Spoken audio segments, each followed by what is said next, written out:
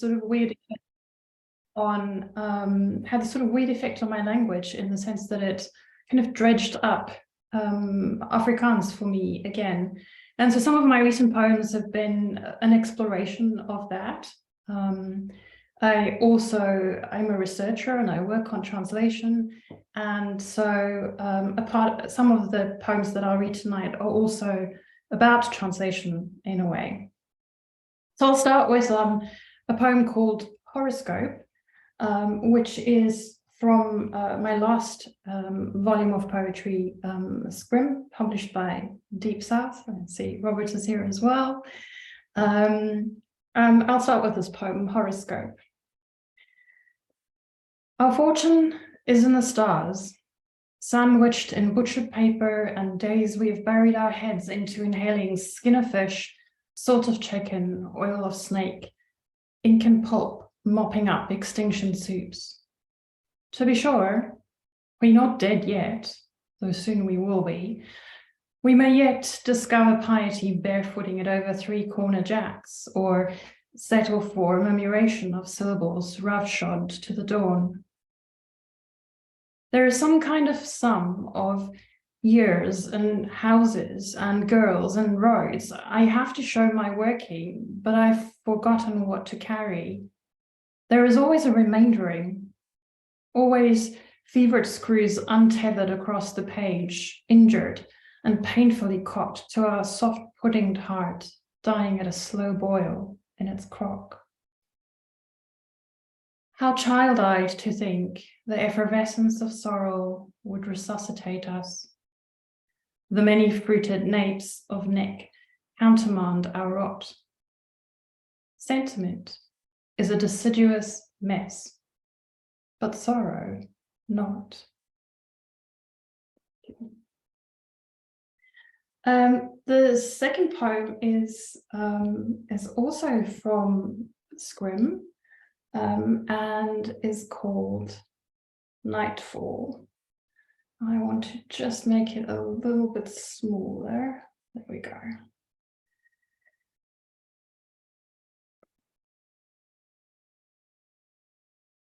The sky is a lungful of old fags, a concoction of bird circuitries crackling through the mist, pooling towards the riverbank.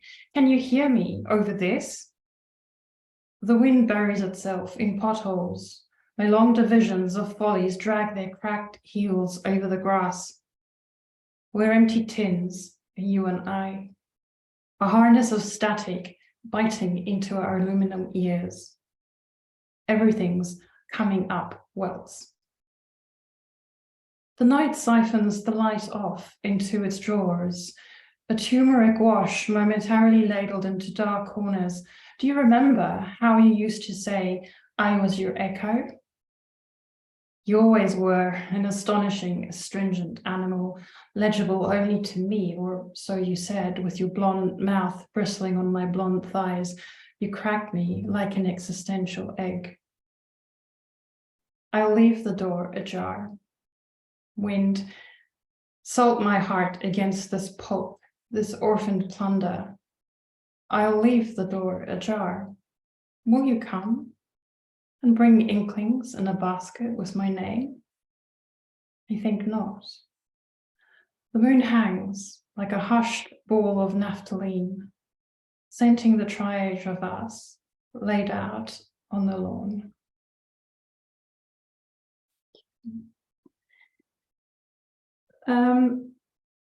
Third poem I would like to read is also, in fact, from Scrim, and is a poem that was, at least in part, inspired by the poem Man met Flits by the Afrikaans poet De Opperman. Woman with headlight. You mount the bone-white prick of consciousness to your forehead, name it Hapgood or some such lilted spell you can pit against the dark washing in from the bitter hem of the world. Your light is a quiet orphan, etching the woodsman and his wolfish axe. His axe hunts its hunger through the felled forest. He swings. Coil springs of stars boil soft tentacles out of treetops. The resinous blinks of small animals fleck their fall through the ring of your light. The stunting of it all, it snuffs your skull. The mouth of the lake slowly clots closed in the night. Still the tide pulls. You are mopped up by ocean, the crunch of marsupial teeth. From the dark, the woodsman and his wolfish axe demand a forest. Make a forest. Why is there no forest, wife? In a forest, you could be a moth, eye spots gleaming like gods on your wings. Instead, you're just a spell-ridden woman, reluctantly hinged to the light on your head. Thank you. The next poem I would like to read is a more recent poem, and I think an unpublished poem. And it's titled Window, Morning. And it was sort of prompted by actually a song called Funeral Singers, which is a phrase that recurs in the poem. It's a song by Calophone, I think, which was covered by Sorban Esso. And there are actually, in many of the poems that follow, there are lots of references to songs, to music. Window, morning. It's me and the morning, weakly gesturing at feeling. We're kin, funeral singers, huddled flower-mouthed at the bloody neon skirt of life, swishing past behind windows and screens. It's come to this. Glass.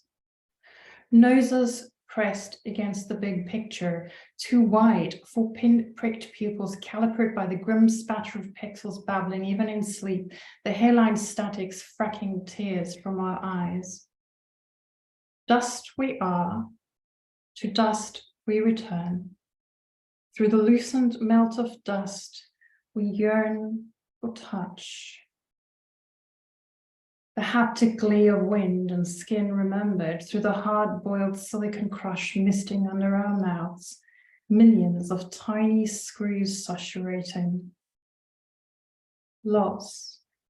It holds everything together, more than we know. The quiet filaments glowing in our ceilings, the last sops of water swirled in our deserted flasks.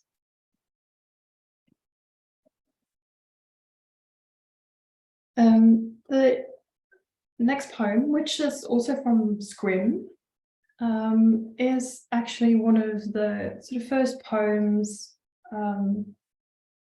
thematizing this idea of the recovery of a language in a way.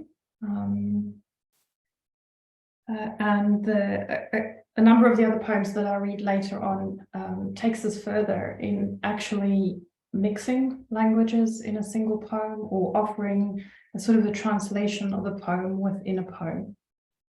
But this poem is titled Resurrections. You turned my dead language with your toe. There was gasping, a guttering of mud from the lungs. From among the mourners, pegged like spindly tents against the night, I ask, why? The dead are so peacefully unvoiced.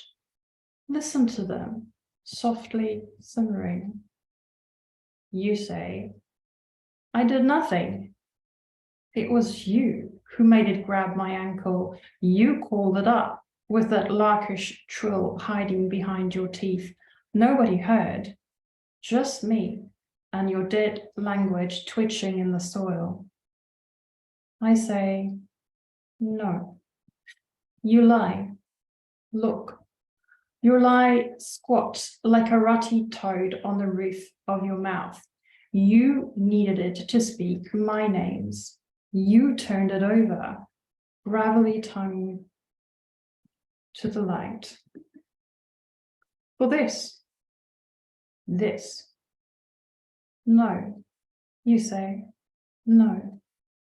Begin again. You tend my dead language with your toe. I say, how could I defy the lamps of your eyes? My words swarm to them. I needed it to speak your names, I say. I needed you to speak my names.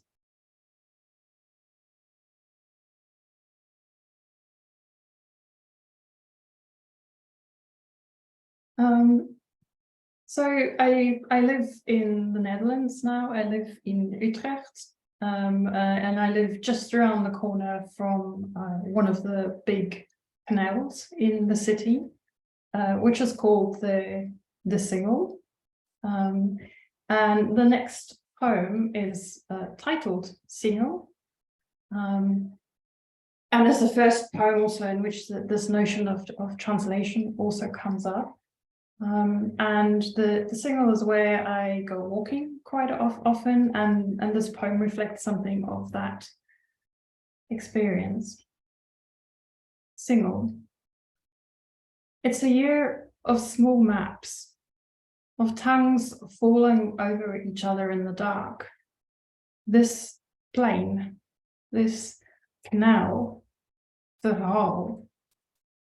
I leave later or earlier, depending on when I have bailed out my chest enough for carrying my heavy menagerie of dead animals, some still soft and sopping, some bone. The moon is a distant, icy lid on the boxed world. Sleep tight, tiger, among your childhood words dredged from the silt. Broers, or flats. Requisite, propped up by blinking bulbs and men. The one with the coat rack on his bike, the mad one tearing up dictionaries and devotionals. Agirashin, Gatsai, Janayo, go. The morning widens. Schuchter en getoer. The path belongs to the gravity of waking, the dead feet kicking against the stones. Gehavend, the light always comes. Verrukt, beskut. We almost deserve it. Almost solved and brave, pulled in through the door. Thank you. Okay, so my next poem is the first of two bilingual poems. And maybe it's good if I say something about this poem. It's called Prognostications on a Rooftop, Voorspellings op het dak. And the poem was inspired by me discovering a text that I'd sort of known from my childhood in translation, and it's the story of in Afrikaans Tijl Uilspeel, in Dutch Tijl Eulenspiegel, and Eulenspiegel is basically a sort of 16th century text that's a humorous prophecy, which was kind of a parody of an astrological almanac. So in this case, it features the character of Tijl Eulenspiegel, who is like a trickster fool character, originally from German folklore. And one of the prognostications opens with this line, which is composed of nonsense words. Eclipses, mipses, hipses, tripses, calypses. And this is meant, it's nonsense words, it's meant to parody incantations or magic formulas. And so this is kind of the start of prognostications on a rooftop, of voorspellings op het dak. Now, fool might be my middle name, but I'd be foolish not to say. Eclipses, the way you said dick, I'm all hands on, all in, a shuffle of swallows, boat or bluff. The way you said, watch your step. Time is a steeping, a stirring and falling from Monterey's murmurations. The way I've wanted to say, they will be. I used to be nearsighted, even now. Give me the hand of your word. I will scry its sorrows, catalogue its bone. There. Arm to shoulder, eye to hairline. My irises are your punch cards. We gamble on the human voices. But listen, it's time. All I have up my sleeve is time. I blinked, that's it. And now I only see you if you're a crow hand-poked against the sky or a heart eclipsed under my tongue. Mipsis. Kijk, ek rol jou rond soos albasters in my mond. Mispel, moepel, man. Ek mis, ek mopper. Die woorde is 'n jy en 'n ek wat skielik mals in my kop uitleg. Ek's 'n klepel in 'n klok, 'n mes van verdriet. Jou stem erns 'n baken, 'n kristalbal wat skerf. Ek spel die toekoms. Voorspel mank en skalks die lig wat ons spalk. Hypsis. Brace yourself. Anatomy of birds and people, cities. The heaven tree of stars pressing against my lids. You're my phosphine. I measure you up, the length of flank, the joint of hip and neck, the spark and fuse that weld your voice to the wind. And we won't get to anyway, darling, anytime this year. You prop me up gently in cups and coffee and marmalade, unless you take me there.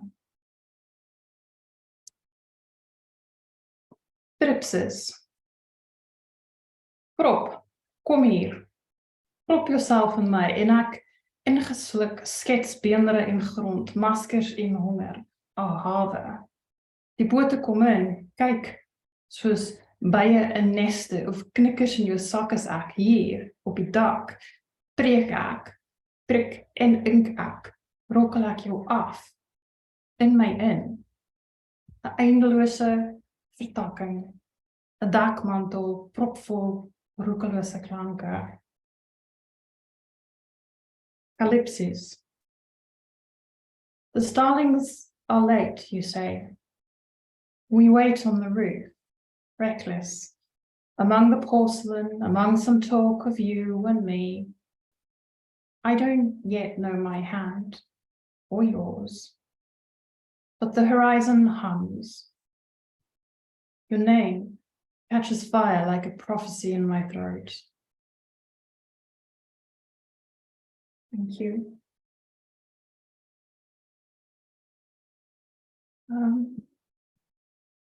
The next poem I'd like to read is titled A Careful Heart is Better Than None.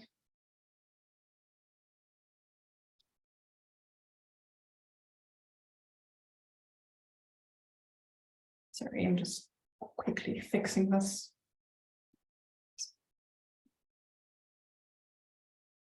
In the night, the wind came up, an ill-disciplined chronicle of pasts pallet-steeled in the telling. Still, the reckless sleeper says, having wrested the mad yeast into bread, the conflagrations and wasteland to the jams of home.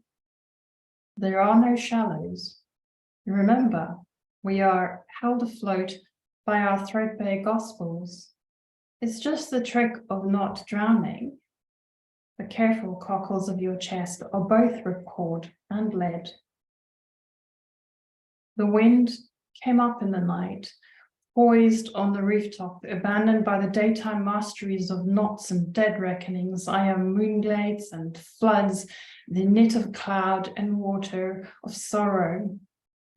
This uncharted city splints our numerousness, our splatter-guarded cells with valves flickering on and off behind windows, old lovers tangled in church bells, coppering longings oily slick against the sky. My skirt is a banner of grief, hope it's halyard. Come up, the wind, the night. Come up the narrow stairway. There is no fugue of personages here conjured from ink, darling man. All words are swept out to sea in the end, with night and the wind at their backs.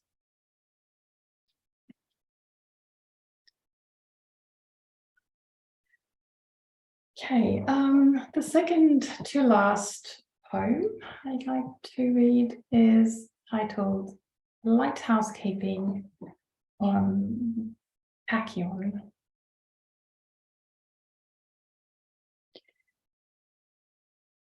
When the war came, I smashed the lantern so you couldn't navigate by the light. Neither could I, but that's war. Everyone dies. I kept the shards. All pockets need a silver lining. We sailed blind across the old harrow of the sea. We sailed years by hearkening only, by the long exposures of our drowned selves. The faster you go, the heavier you get, until you're a spectre, burying spectres, always in the wrong hemisphere. But seasons trump geography. Time's a rip, now a lull in the corner of your eye, now roaring over your head. All worn out, we wave, we drown. Or we would, if not for the small faces in the small boats like coins catching the pewter sky. Darling, I will be here, always, my head all waltzing halogen and mirrors, all incandescent pulse of love's indefinite state. We see ourselves arrive, depart, only after we have passed.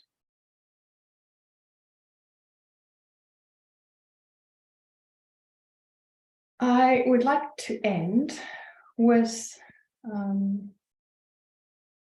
another bilingual poem. And this is a poem that's really about translation in a way, and how even when you think you are saying the same thing in another language, you never really are. So even though I conceptualize these two parts of each stanza in this poem as translations of each other, they turn out not to be. So they really have to be read together. But obviously, you're also sort of forced into reading them sequentially. And this is what I'll do. So I'll read for each of the stanzas, first the English and then the Afrikaans. Litany starting with 3 letters.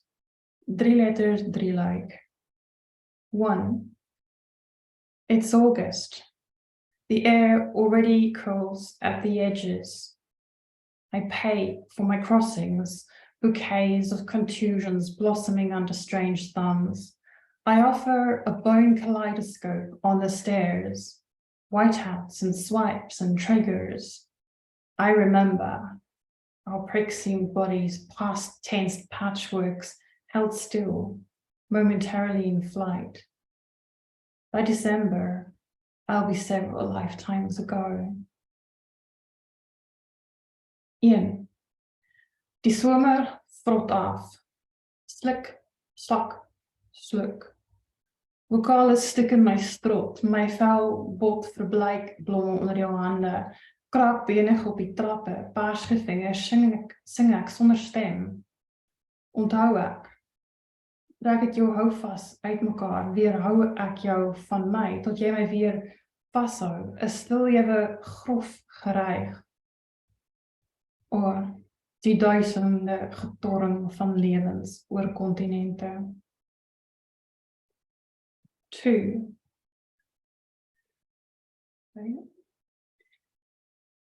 I ask you, unknown animal, bridled and trinketed with vowels, shall I?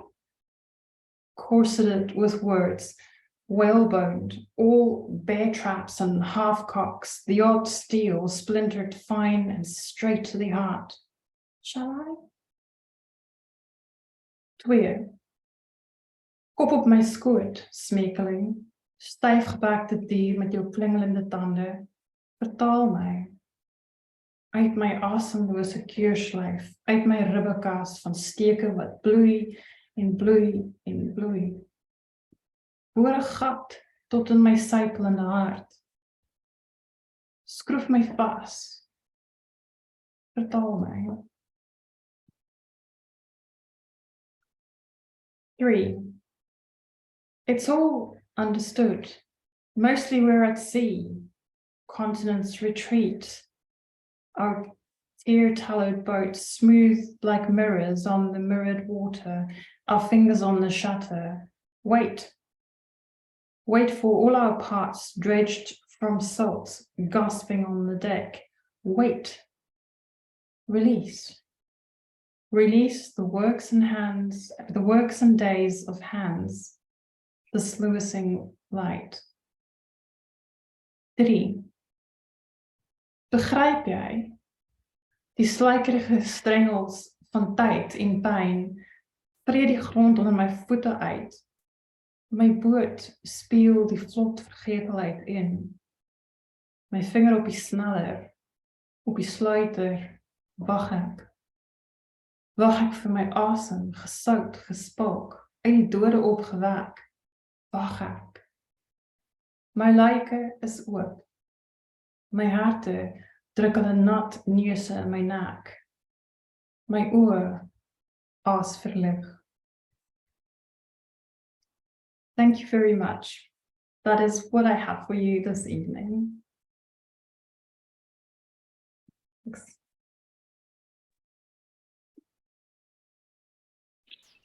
Thank you very, very much for that incredible reading. Can we all please unmute ourselves and give Haidee a round of applause?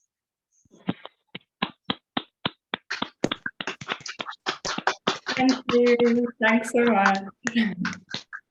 Thank you. Thank you, everyone. Sure, I was so mesmerized just listening to you. We are now going to open up for the Q&A. And I would ask everybody in the room that has a question or a comment or praise to raise their hands, and I will call out your name and then you may go for it.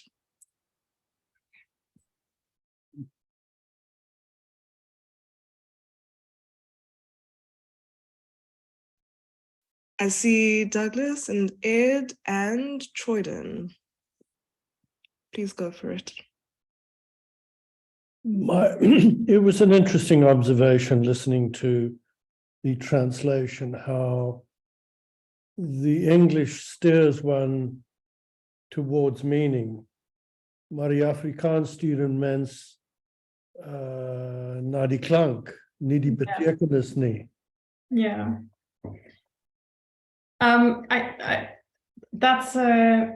I think that's a really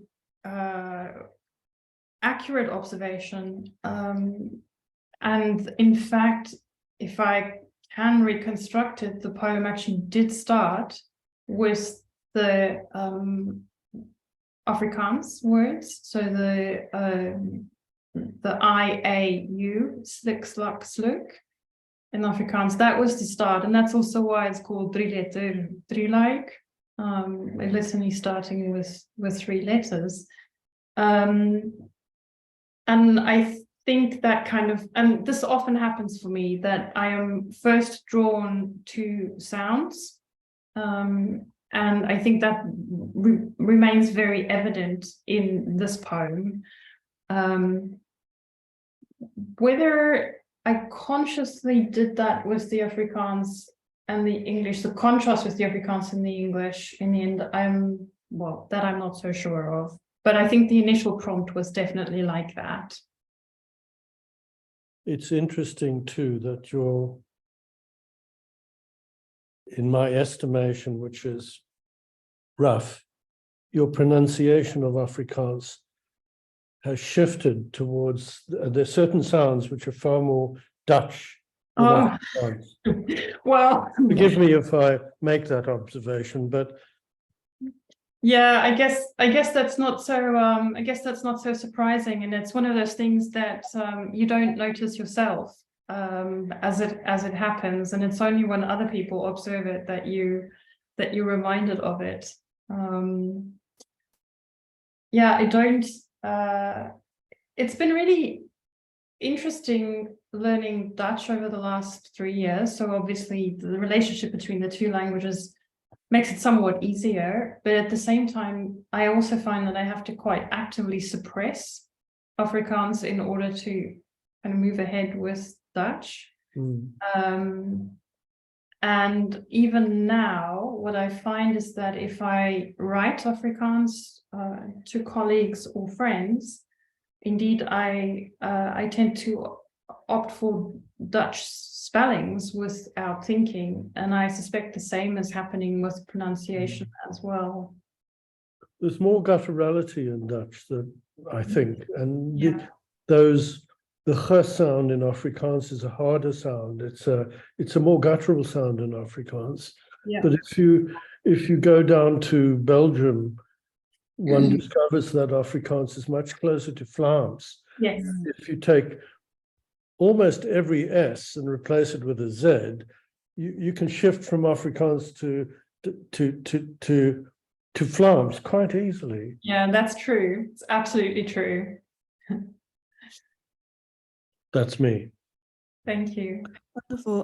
Thank you for that, Douglas. Ed, I think your hand was up, and then Troyden. Haidee, that was amazing. Thank you. Thank you. Hey, so what I know of your work is really Scrum, and the same qualities in that collection struck me about the new poems. Very dense, a lot of intensity, very visceral. The poems are just incredibly potent in the way that they, for example, just talk about relationships, using imagery. I'm being blunt, but something along those lines. And I wondered when I was reading Scrum, and I also wondered a little tonight about the nature of the you in the poems. It seems it's quite open-ended, quite fluid. Sometimes one has the feeling that the poems are addressed to a beloved. Sometimes it's as if the speaker is engaging with the speaker, or you know, I'm again being blunt, but yeah, and the reader engaging with the reader as well. That language is this adventure. That it feels like I'm on an adventure when it comes to meanings, and so that's really the one question. The nature of the you, I was just wondering if you wanted to say more about that.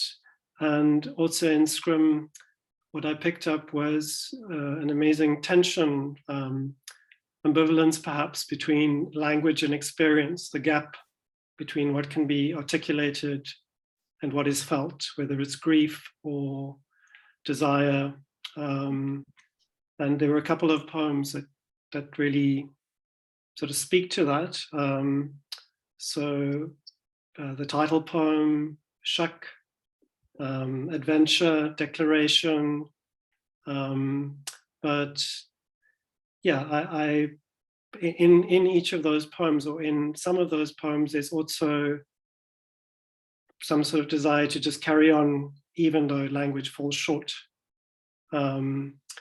So, but I'll leave it there. If this is of interest, then yeah, all yours. So. Yeah, I think these two things are related to me in the sense this, because you're right about this gap between experience and language, the sense that words as language as we normally use it doesn't manage to capture the intensity of a particular experience, and the sort of qualities of my writing that you comment on, I think reflect the way in which I've always tried to see what are the particular ways in which I can push language to somehow get closer to that intensity of experience. And the meaning comes often not from the words themselves, but from the sounds, from the way they kind of push up against each other on the page or don't, or that kind of thing. But the two things are always diverge, that they never fully overlap. So poetry is always a reaching out, it's always a reaching towards. And I think this is where the you in my poems often come in. It's always reaching out to someone, and that someone, well, as you say, can be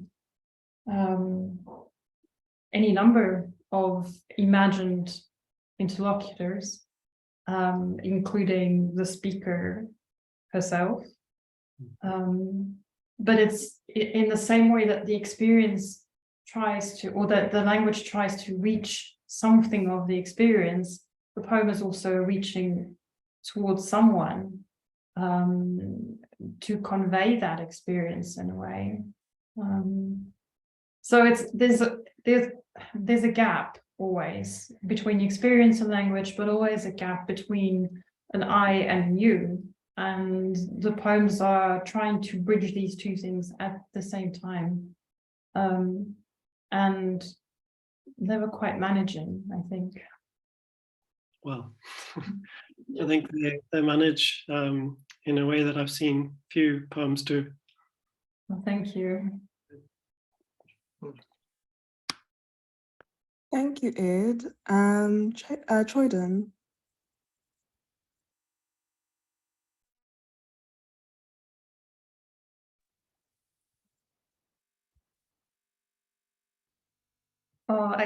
We can't hear.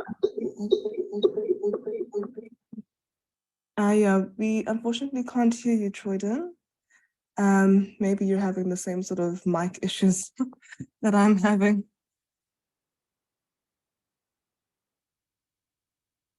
Still can't hear you.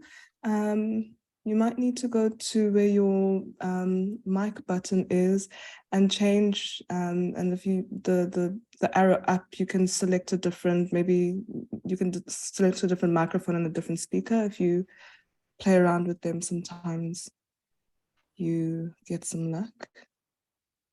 No, still can't hear. Thank you. Oh, there you are. Wonderful reading. Yeah, it takes a special 2 languages, I think, and probably 3. Okay. Yeah. Oh, okay. Oh, no. Okay. Okay. What can I do?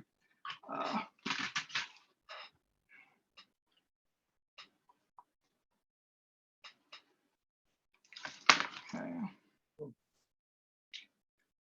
I can hear you. Your speaker's a little bit fuzzy, but overall I can sort of hear you. Okay. I don't know about everybody else. Yeah, I'm gonna try to switch to my laptop during the interval. Can you hear me now? Perfect. Yeah. Okay. Yeah, wonderful reading. Yeah, I'm just wondering. I'm also between. Oh, I'm afraid you're dropping and I can't follow.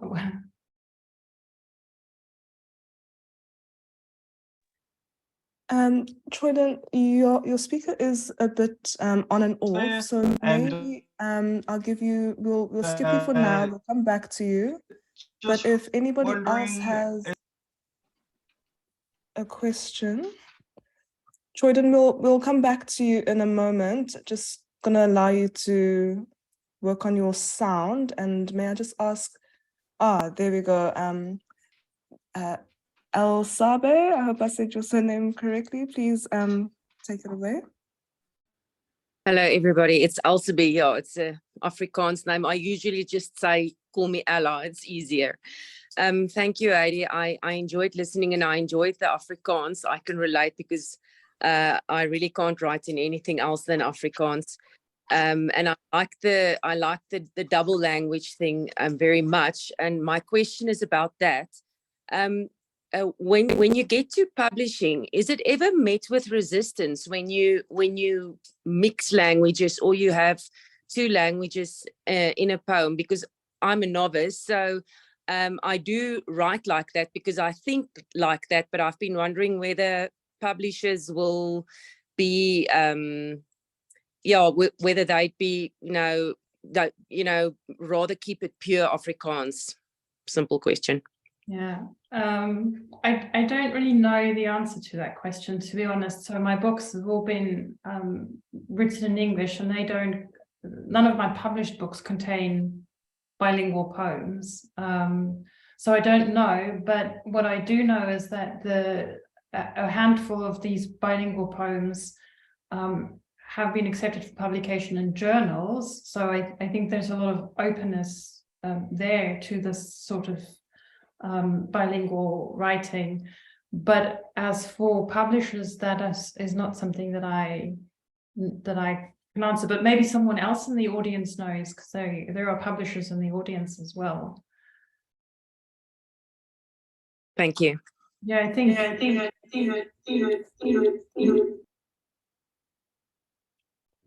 Sorry, that was me. I'm very sorry about that feedback. I see Douglas, who is a publisher, also Robert Barreld as also a publisher who could maybe chime in and offer some insights. I was just going to say, and I'm only a part-time publisher, that for publishers, it's entirely a market-driven decision. The publishers of poetry probably tend to be more concessionary towards dual language or multi-language publication, but from their point of view, it is a problem of marketing, and the reason why they like one language only, generally speaking, is simply because they're marketing to a defined audience. Multilingual publications obviously require a context in which you have multilingual readers, and certainly in the English world, that's not a common thing. Oddly enough, South Africans are quite blessed in that respect of knowing 1, 2, or 3 languages. In Britain, you would get a smattering of French and a little Italian. In the United States, it's perhaps a little Spanish, but there are actually very few fully bilingual or multilingual cultures in the world. Thank you. Robert, I see your hand. Yeah, thanks. Yeah, I just wanted to say that I'm always amazed at, well, I am amazed at Haidee's poetry. It's this incredible precision and density, and which is both in the meaning of, in the choice of words. Or I don't know if words she actually chooses words, but the words are there anyway. there's precision in the words, and there's also a lot of precision in the sound. That just gives it a tremendous kind of, so you feel you're witnessing a sort of invention of a new language. But at the same time, there's a kind of tentativeness, you know, that you feel this new language isn't just a matter of showing off or just inventing a language from scratch. It's just a matter of trying to understand something. But you get that emotional sense of the language, the kind of probe, you know, probing. It's a very extraordinary sort of situation to read. And half the time I don't know what's going on, but I am experiencing the poem, you know, I'm going with it. I trust the poem. And then sometimes I read it again or read a few times, and I make a few links which weren't there in the first reading. But I just think the whole aesthetic or the whole philosophy behind it, well, which Heidee's kind of articulated this evening, saying, you know, it's almost like got 1 foot in experience and 1 foot in language, and she needs them to meet, and her poetry is about trying to get them to meet, you know. So yeah, that's how I experience. I mean, so for me, the issue of multiple languages, or you know, it's not really, if it's part of, you know, if it's part of what the poem is doing, what the poet is exploring, that's great, you know. May she just carry on forever, you know, exploring. I mean, some publishers, well, me anyway, will just go for that as the defining feature and publish it accordingly, rather than worry about, you know, the markets. But really, it's extraordinary poetry. I just hope that you just carry on writing like this, Heidee. It's because it's so explorative that it's going to keep being, you know, it makes the reader explorative. It's wonderful. Oh, thank you so much. That means a lot. Thank you. Thank you, Robert. Thank you, Douglas. Troyden, I see you back. Let's try again. Yeah, I'm on my laptop now. Can you hear me? Yes. Yes. Okay, great. Yeah, thanks for the wonderful reading. Yeah, I'm also bouncing between the Netherlands and South Africa, and I'm likely going to move there permanently. And one of my fears is, you know, I've invested all of this time into creating some precision in English. And now I'm surrounded by only Dutch speakers, like 90+% of the time. And my fear is that I lose my precision in English. And I'm just wondering what your experience has been. Yeah, I mean, that's such a good question, actually. And it's something that, you know, some of my international colleagues and I here in the Netherlands, we quite often talk about this as well, that the sense that you almost feel like all of the languages that you have become shallower in a way, right? Because you are spreading them out in a way. You don't use any one particular language as often as you do, or as you used to. So there's a sort of an anxiety that you end up in a kind of a very, what's the word I'm looking for? The sort of neutral, bland middle ground of language. And I'm absolutely horrified by this idea. But at the same time, as I think some of these poems try to show, or they try to also feel into the experience of having other things activated, other parts of your language activated by being in this completely different linguistic environment. So it's a bit, you might lose something, but you gain something else. And in the end, I think it's, yeah, there's not much point in being anxious about what you might lose from it, and just kind of step into it and see where it goes. Yeah. Thank you very much. Lovely. Thank you for that. I've got a little question about form. And the ways in which you experiment with form and how there are these fascinating typographical innovations in your writing that I was also incredibly intrigued by. And so I was just wondering, I mean, to do it is always, I mean, when I started writing, I found it really difficult to pull myself away from the margin and to really use the page. If it, you know, if there needed to be these spatial experimentations, if it was in service to the poem. So where did, you know, who were some of the readers, who were some of the writers that you came across that sort of in a way gave you permission or made you excited to play more with the page and to play more with form and to experiment? Yeah. So, I mean, the first thing I have to say that I think I don't think I have ever been afraid to move away from the margin, as you put it so beautifully. To me, the whole page was always a space of possibility in a way. So, and I'm not sure that came from reading or from an influence, although there are plenty of poets who work with the page in this way that I find really inspirational. But it came more from the idea that exactly this idea that the poem is trying to capture something about an experience, and so the way that it sits on the page is a part of that. So in some ways, in many ways, there is nothing calculated about it.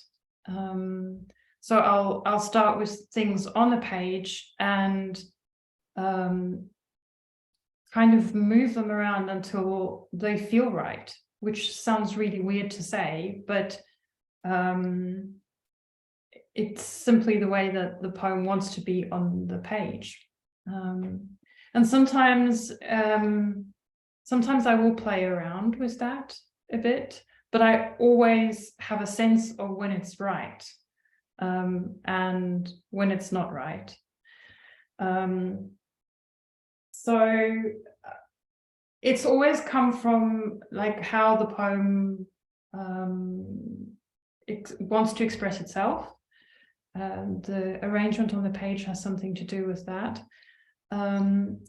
Also, often in a kind of strange way, it has to do with reading also. So I always think of my poetry as very much page poetry, but often the way in which it's based on the page is also reflecting something about the rhythm or the breath of the reading.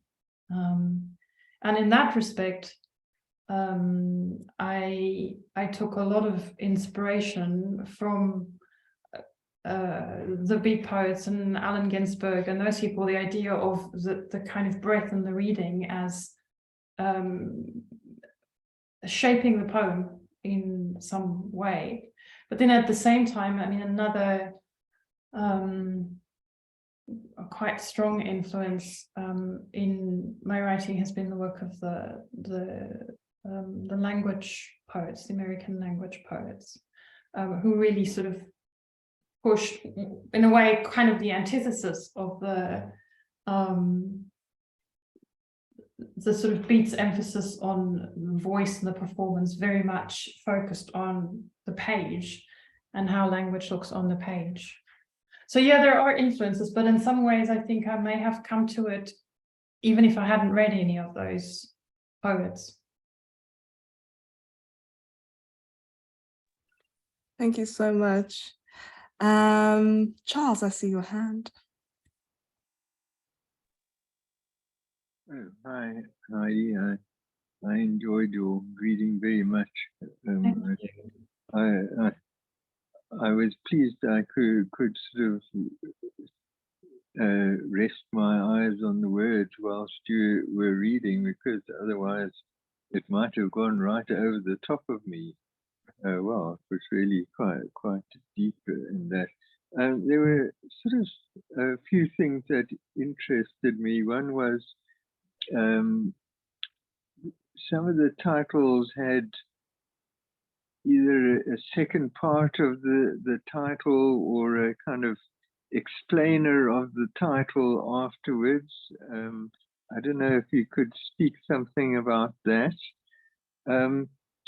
It also felt to me like some of the poems came quite easily and quickly onto the page, and some of them sort of took a lot more work.